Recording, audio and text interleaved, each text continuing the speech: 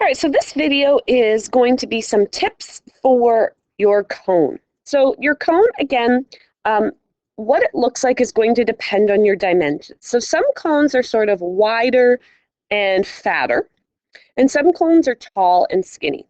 So the first thing you have to think about is what your radius is, and then double your radius and compare that to your height. So for example, you might have something like this, where your radius is, I don't know, 4 centimeters or something. I have no idea. I'm just sort of throwing something out there. And then your height might be kind of like 10. Keep in mind your diameter is double your radius. So like if you said that this black line at the bottom, the radius was 4, and you said the height was 8, that doesn't make sense, because that would mean that this length here would be 8, and so would this length.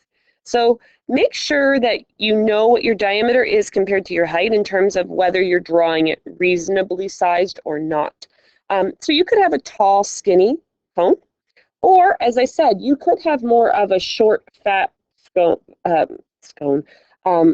short, fat cone that's more like that, where your height and your diameter might be more similar in size, or even your diameter might be longer than your height. With a cone, keep in mind what the net looks like, and it is a bit of a tricky net. I did show you in class when we kind of learned about cones. It kind of looks like a Pac-Man, right? With another circle on it. And remember, the Pac-Man piece is what folded up to make the top part, which is called the lateral part of the cone. And then the circle is the base of the cone. What your net looks like will depend on what your cone looks like. So if your cone is more like this shorter, fatter one, your net will look more like the one I just drew, like a Pac-Man with a circle.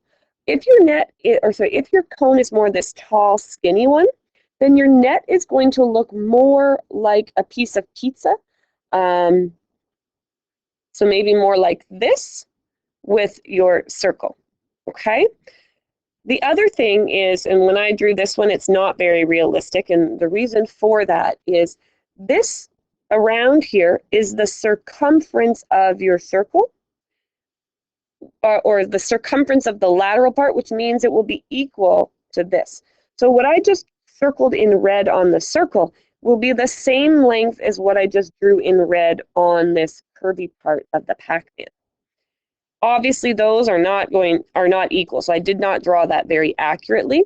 Likewise, this length here would be equal to this length here. So again, I probably didn't draw that very accurately, because the curved part is probably too short compared to the circle.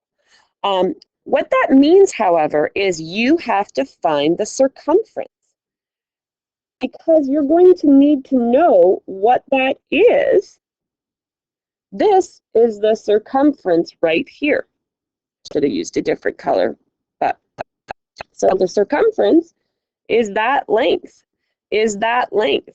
You need to know what that is to be able to accurately draw your net, because without knowing how long the circumference is, you don't know how long to make this part here in blue. The other thing you have to think about is, where is the slant height on your cone? That would be right here.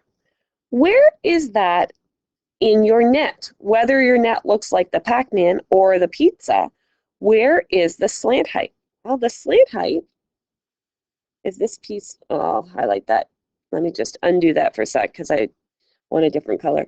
It's that piece right there. That is the slant. You need that to know if you're drawing it accurately, because you need to know how long that is in comparison to all of your other measurements. So likewise, if it's the Pac-Man one, your slant is right there. So be really careful when you are drawing these. Before you can draw what the net looks like, you're going to need to calculate slant, and you're going to need to calculate circumference.